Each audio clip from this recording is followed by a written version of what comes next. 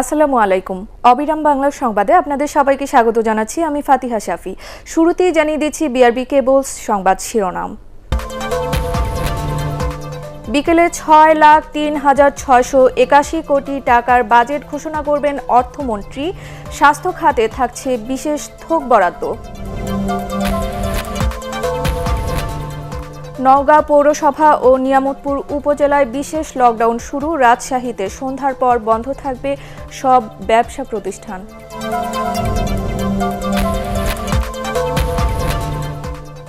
ইসরায়েলে অবসান ঘটছে বেনিয়ামিন নেতানিয়াহুর এক যুগের শাসনামলের জোট সরকার গঠনের বিরোধীদের যুক্তি।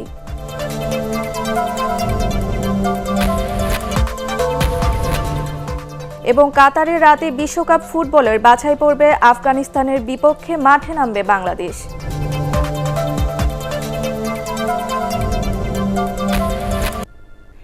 শুরুতেই বাজেটের খবর।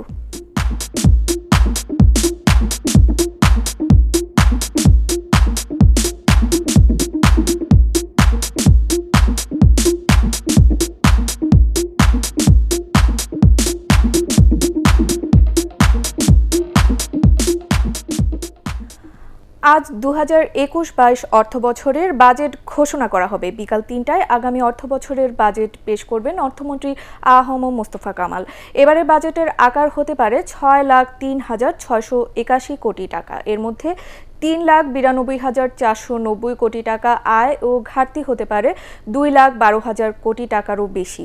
করোনাকালীন বাজেট ঘোষণায় সর্বোচ্চ অগ্রাধিকার পাচ্ছে স্বাস্থ্য খাত। করোনার টিকা ক্রয় ও এ খাতের অবকাঠামো উন্নয়ন সহ স্বাস্থ্যকর্মীদের জন্য থাকছে বরাদ্দ। এবারও স্বাস্থ্য খাতে বিশেষ থোক বরাদ্দ রয়েছে। এছাড়া বিশেষ গুরুত্ব পাবে কর্মসংস্থান, কৃষি যান্ত্রিকরণ, অবকাঠামো ও চলমান মেগা প্রকল্প।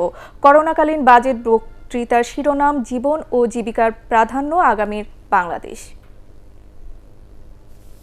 এইবার আমরা পরিষ্কারভাবে স্বাস্থ্যকে আমরা সামনে রাখব। স্বাস্থ্য ক্ষেত্রকে স্বাস্থ্য মন্ত্রণালয়ের সক্ষমতা বৃদ্ধি, স্বাস্থ্যের যে সকল স্থাপনা আছে, হাসপাতাল, বেড ইত্যাদি বা ডাক্তার, নার্সিং যারা আছেন তাদের প্রশিক্ষণ, তাদের ক্ষতিপূরণ নেবেন, তাদের বেতন ভাতা দিই, সুযোগ সুবিধা দিই, সকল কিছুর ক্ষেত্রে সরকার আরও গভীরভাবে কাছাকাছি গিয়ে দেখবে এবং এই জন্য আমার ধারণা এই বাজেটে আপনারা এটার প্রতিফলন দেখবেন। শুরু হয়েছে জাতীয় সংসদের বাজেট অধিবেশন। বুধবার করোনাকালীন স্বাস্থ্যবিধি মেনে শুরু হয় এই অধিবেশন। সংসদীয় রীতি অনুযায়ী অধিবেশন শুরুর দিন সংসদ সদস্য আব্দুল মতিন খসরু ও আসলামুল হক সহ দেশের বেশ কয়েকজন বিশিষ্ট ব্যক্তির মৃত্যুতে শোক প্রস্তাব উত্থাপন করেন স্পিকার ডক্টর শিরিন শারমিন চৌধুরী। শোক প্রস্তাবের উপর আলোচনায় অংশ নিয়ে প্রয়াত ব্যক্তিদের জীবন ও কর্মের উপর আলোচনা করেন প্রধানমন্ত্রী শেখ হাসিনা। এ সময় ফিলিস্তিনে সাধারণ মানুষের উপর ইসরায়েলি হামলার তীব্র নিন্দা জানান তিনি। এছাড়া মানবতা বিরোধী অপরাধের বিরুদ্ধে আন্তর্জাতিক সংস্থাগুলো চুপ কেন সেই প্রশ্নও রাখেন প্রধানমন্ত্রী। প্যালেস্টাইনে যে ঘটনা ঘটেছে সে ঘটনা সত্যি অমানবিক। সেই ছোট্ট শিশুদের কান্না এবং তাদের সেই অসহায়তা, তা মাতৃ পিতৃ হারা হয়ে ঘুরে বেড়ানো, এটা সহ্য করা যায় না। যারা অনেক সময় মানবতার এত কথা বলে কিন্তু এ সময় অনেকেই চুপ থাকে কেন? আন্তর্জাতিক বহু সংস্থা এখন আর কথা বলে না কেন? সেটাই আমার প্রশ্ন। বাজেটে করোনায় ক্ষতিগ্রস্ত নিম্ন আয়ের মানুষকে অন্তত 3 মাসে 3,000 টাকা করে অর্থ সহায়তা দেওয়ার দাবি জানিয়েছে বিএনপি।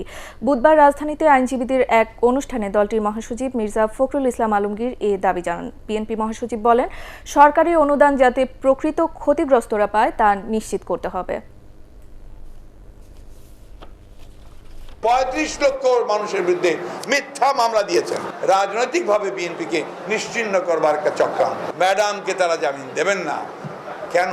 কারণ তারা জানেন যে ম্যাডাম যদি বাইরে থাকে তারা তাদের তক্তে তাও একেবারে উড়ে চলে যাবে, তাসের ঘরের মতো সেটা টিকবে না।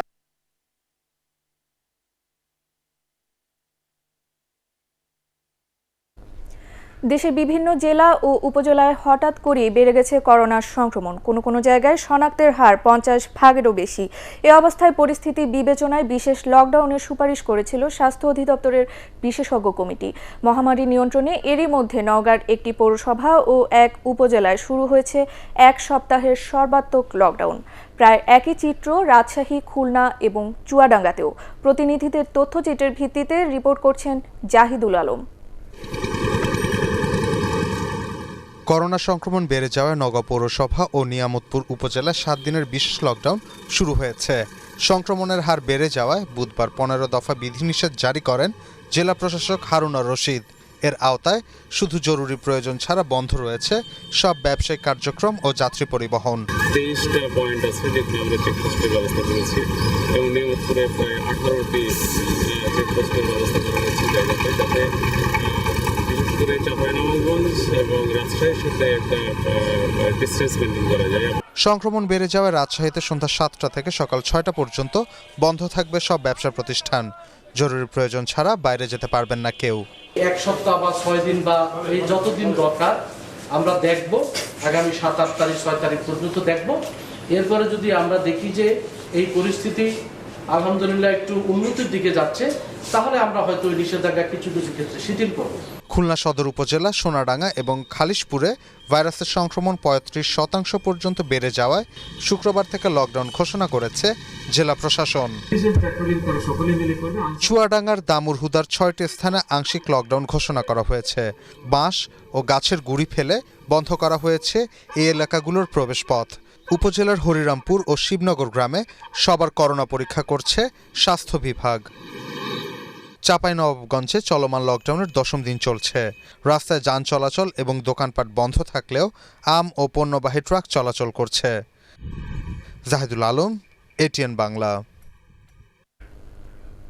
দেশের বিভিন্ন স্থানে করোনা ভাইরাস ও উপসর্গ নিয়ে 14 জনের মৃত্যুর খবর পাওয়া গেছে। এর মধ্যে রাজশাহী মেডিকেল কলেজ হাসপাতালেই মারা গেছেন 9 জন। তাদের মধ্যে চাঁপাইনবাবগঞ্জের 5 জন, রাজশাহী 2 জন এবং নওগাঁ ও পাবনার 1 জন করে রয়েছেন। বরিশালে 3 জনের মৃত্যু হয়েছে। এর মধ্যে করোনা পজিটিভ 1 জন ও উপসর্গে মারা গেছেন 2 জন। বরিশাল বিভাগে নতুন করে আক্রান্ত হয়েছেন 40 জন। কুষ্টিয়ায় বাড়ছে করোনা আক্রান্তের সংখ্যা। সবশেষ 24 ঘন্টায় জেলায় 2 জনের মৃত্যু হয়েছে। নতুন শনাক্ত 54। তারা কিছুটা সীমান্তবর্তী কিছু অংশ কুষ্টিয়া থাকার কারণে 7টি জেলার মধ্যে কুষ্টিয়া জেলাকে গণ্য করছে। এই জন্য আমরা সর্বোচ্চ সতর্ক অবস্থা আছি। আমাদের যে 250 বেডের হাসপাতাল, সেখানে 50টা বেড সংরক্ষণ করা আছে এবং সেটা যাতে যদি বেশি রোগী বাড়ে আরও, তাহলে আমরা সেটা 100তে উন্নীত করব। করোনার মধ্যে রংপুরে মশার কারণে ডেঙ্গু আতঙ্কে সাধারণ মানুষ। নগরীতে নতুন করে বেড়েছে এডিস মশার উপদ্রব। ড্রেনেজ ব্যবস্থা নাজুক হওয়ায় বিভিন্ন স্থানে জমে থাকা পানি আর যত্রতত্র ময়লার স্তূপে বংশবিস্তার করছে এডিস মশা। স্থানীয়দের অভিযোগ, পরিষ্কার পরিচ্ছন্নতা কার্যক্রমে রংপুরের প্রাণ শ্যামসুন্দরী ক্যানেলে নেই এর তৎপরতা। একেবারেই উদাসীন সিটি কর্পোরেশন। তবে মেয়র মোস্তাফিজুর রহমান মোস্তফার দাবি, করোনা মোকাবেলায় প্রতিনিয়ত পরিচ্ছন্নতা অভিযান চালাচ্ছেন তারা, যা এডিস মশার বংশবিস্তার রোধেও কার্যকর হবে। এডিস মশা নিধনে ওষুধের কার্যকারিতা তেমন নেই বলেও অভিযোগ করেন তিনি। গত বছর রংপুরে ডেঙ্গু আক্রান্তের সংখ্যা 1000 ছাড়ালেও এবার বর্ষায় তা আরও ভয়াবহ হতে পারে আশঙ্কা করছেন রংপুরবাসী।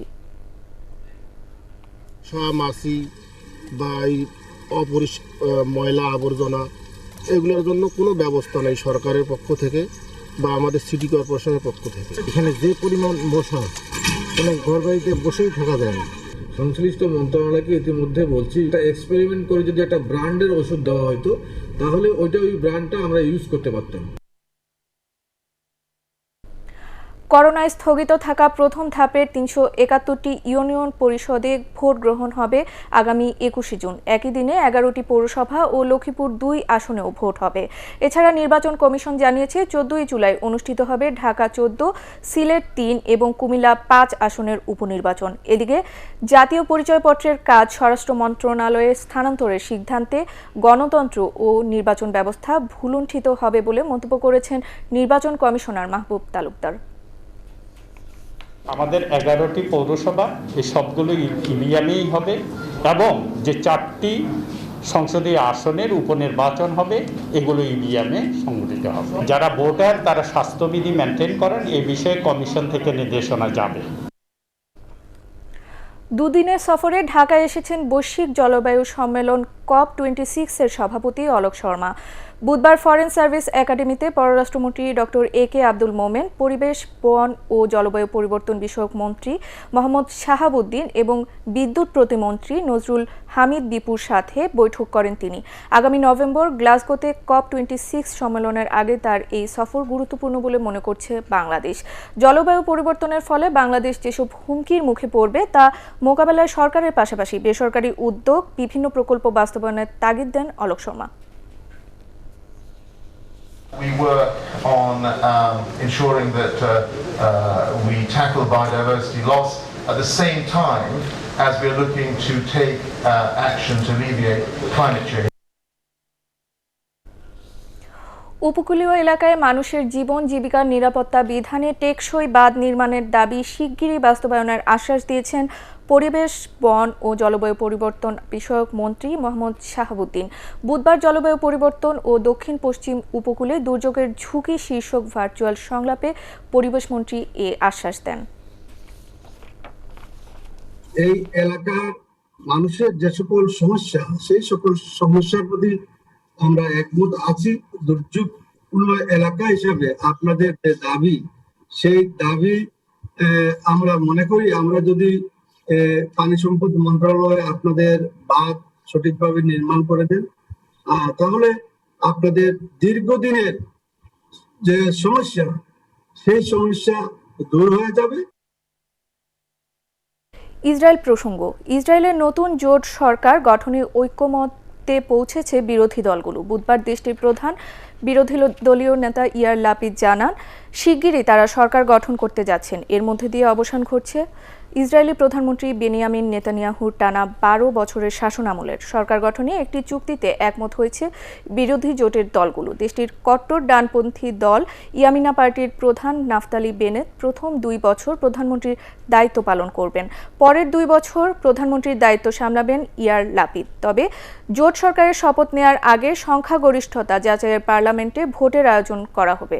এতে বিরোধী জোট সংখ্যাগরিষ্ঠতা না পেলে নতুন নির্বাচন অনুষ্ঠিত হবে দেশটিতে। ফুটবল।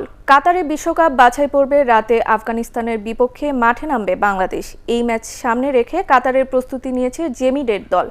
বাংলাদেশের জার্সি গায়ে এটি হবে অধিনায়ক জামিল ভুঁইয়ার 50তম ম্যাচ। আফগানিস্তান শক্তির বিচারে এগিয়ে থাকলেও নিজেদের সেরাটা দেওয়ার লক্ষ্যে বাংলাদেশ দলের নিজের মাইলফলকের ম্যাচে লাল সবুজের দলকে জয় উপহার দিতে যান জামাল ভুঁইয়া। জসিম বিন হামাদ স্টেডিয়ামে রাত 8টায় শুরু হবে ম্যাচটি। It's gonna be a tough match. ওরা অনেক ফিজিক্যাল, আমার প্লেয়ার অনেক লম্বা আছে, বাট আমরা টেকনিক্যাল, আমরা স্ট্রং আছে, আর আমরা স্পিড আছে। We have some fast players, so আমরা চেষ্টা করবো তার আমরা সবচেয়ে বেস্ট খেলবো, আর we will give the 100%. And for the nation, please pray for us, and hopefully inshallah আমরা 3 পয়েন্ট। খাগড়াছড়িতে রক মেলন চাষ করে সফলতার মুখ দেখেছেন এক শিক্ষিত কৃষক। তার নাম প্রবীর চাকমা। ইউটিউব থেকে রক মেলন চাষ শিখে একটি বেসরকারি এগ্রো ফার্ম থেকে চারা এনে তিনি পরীক্ষামূলকভাবে রোপণ করেন 20 শতক জায়গায়। প্রতি কেজি 300 টাকা করে 5 মনেরও বেশি ফল বিক্রি করেছেন তিনি। খেতে আরও 5 মনেরও অধিক ফল রয়েছে তার। পার্বত্য অঞ্চলের আবহাওয়া ও মাটি চাষাবাদের উপযোগী হওয়ায় রক মেলন চাষ পাহাড়ে ছড়িয়ে পড়বে বলে আশাবাদী কৃষি বিজ্ঞানীর। এই ফলটি খাগড়াছড়িতে এর আগে আর কেউ চাষ করেননি এবং আমরা নিজেরাও খেয়ে দেখছি। এটা একটা সাধারণ পুষ্টিকর এবং সুস্বাদু ফল। আমি এই রক মেলন চাষ প্রথম খাগড়াছড়িতে করছি 20 শতক জায়গার উপরে। এখানে আমি বর্তমানে 5 মণ বিক্রি করছি। রক মেলন নামে যে ফলটি উৎপাদন করেছে, এটি একটি অত্যন্ত আশাব্যঞ্জক ঘটনা। এটি দেখে আমি আশা করব আমাদের আগামী মৌসুমগুলোতে আমাদের অন্যান্য কৃষক ভাইরা উদ্বুদ্ধ হবেন। রাজবাড়ীতে ধানের উৎপাদন বাড়াতে পরিবর্তন আনা হয়েছে চাষাবাদে। চলতি বোরো মৌসুমে রাজবাড়ী সদর উপজেলায় সমলয় পদ্ধতিতে ধান চাষ করা হয়েছে। সমলয় পদ্ধতি হলো সবাই মিলে একসাথে একই সময়ে একই জাতের ধান রোপণ করা। চারা রোপণ করতে হবে রাইস ট্রান্সপ্লান্টার মেশিন দিয়ে। জমিতে সার ও কীটনাশক দেয়া, আগাছা পরিষ্কার করা এবং ধান পাকার পর হারভেস্টার মেশিন দিয়ে ধান কাটা সহ সবকিছুই হবে একসাথে। এই পদ্ধতিতে চাষ করে লাভবান হয়েছেন কৃষকরা। প্রতি শতাংশে উৎপাদন হয়েছে 1 মনেরও বেশি ধান, যা প্রচলিত পদ্ধতির চেয়ে দ্বিগুণ বেশি। খরচও হয়েছে কম, বেঁচেছে কৃষকের সময় ও শ্রম। যে সুবিধা পাচ্ছি আমাদের খুব ভালো লাগছে। আমরা আশা করি এই মেশিন দিয়ে আমরা আবার পরবর্তীতে আমরা ধান কাটব। খরচের দিক থেকে মেলা অল্প খরচে বেশি ফলন, বেশি চাষাবাদ করার মতো এই সুবিধাটা আমাদের সর্বোচ্চ কাজে লাগছে। মাননীয় সরকারের 50% উন্নয়ন সহায়তায় যে হচ্ছে কম্বাইন হারভেস্টার বিতরণ করা হয়েছে, সেই যন্ত্র দিয়ে আমরা এই ধান কেটে দিচ্ছি। এতে যেমন কৃষকের খরচ কম হয়েছে, প্লাস সময় সাশ্রয়। এবারে আন্তর্জাতিক সংবাদ।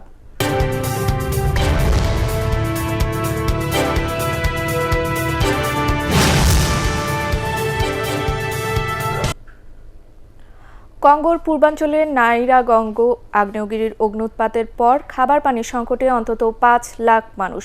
গোমা শহর থেকে 6 মাইল দূরে আগ্নেয়গিরির লাভায় ধ্বংস হয়েছে পানি সংরক্ষণাগার। গৃহহীন হয়েছেন কয়েক লাখ মানুষ। বিশুদ্ধ পানির অভাবে 20 লাখ মানুষের শহরটিতে কলেরা মহামারী আকারে ছড়িয়ে পড়তে পারে বলে এরই মধ্যে সতর্ক করেছে ডক্টরস উইদাউট বর্ডার্স। জরুরি সহায়তার জন্য বিভিন্ন সংগঠনের কাছে জরুরি সহায়তার আহ্বান করেছে স্থানীয় প্রশাসন। জাতিসংঘের তথ্য অনুযায়ী অগ্ন্যুৎপাতের ঘটনায় এখন পর্যন্ত 32 জন মারা গেছেন। এবারে পার্টেক্স খেলার খবর।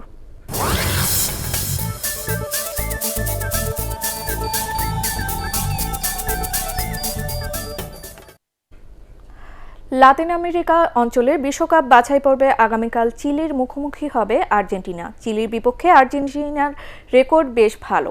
মোট 87 বারের মোকাবিলায় দুবারের বিশ্ব চ্যাম্পিয়নরা জিতেছে 57টিতে আর হেরেছে মাত্র 6টিতে।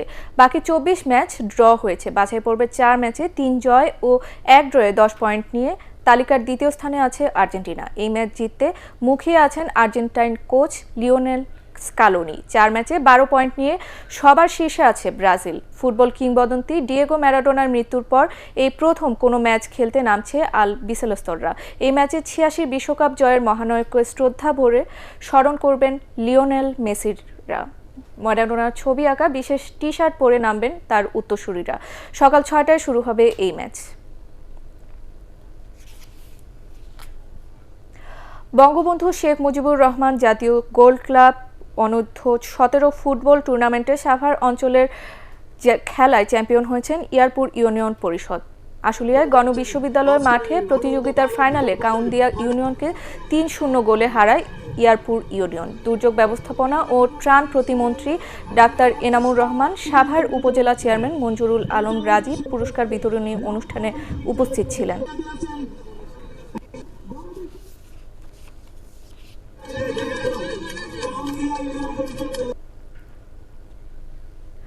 অভিষিক্ত ডেভন কনওয়ে অপরাজিত 136 রানে ইংল্যান্ডের বিপক্ষে লর্ডস টেস্টের প্রথম দিন শেষে 3 উইকেটে 246 রান তুলেছে নিউজিল্যান্ড। টস জিতে আগে ব্যাট করতে নেমে উদ্বোধনী জুটিতে কনওয়ের সাথে 58 রান যোগ করেন টম ল্যাথাম। কিউই অধিনায়ক কেন উইলিয়ামসন বিদায় নেন 13 রানে, আর 14 রানেই দায়িত্ব শেষ করেন রস টেলর। চতুর্থ উইকেটে হেনরি নিকোলাসকে নিয়ে দলের সংগ্রহ 132 রান যোগ করেন কনওয়ে।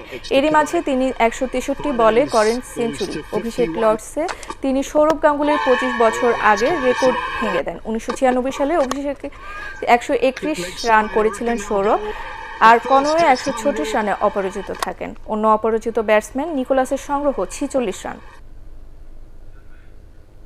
শেষ করার আগে বিআরবি কেবল সংবাদ শিরোনাম আরও একবার। বিকেলে 6,03,681 কোটি টাকার বাজেট ঘোষণা করবেন অর্থমন্ত্রী। স্বাস্থ্য খাতে থাকছে বিশেষ থোক বরাদ্দ। নওগাঁ পৌরসভা ও নিয়ামতপুর উপজেলায় বিশেষ লকডাউন শুরু। রাজশাহীতে সন্ধ্যার পর বন্ধ থাকবে সব ব্যবসা প্রতিষ্ঠান।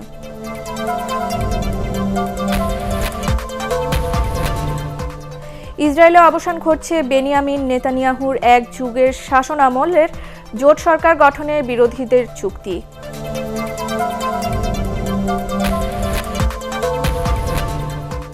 এবং কাতারে রাতে বিশ্বকাপ ফুটবলের বাছাই পর্বে আফগানিস্তানের বিপক্ষে মাঠে নামবে বাংলাদেশ।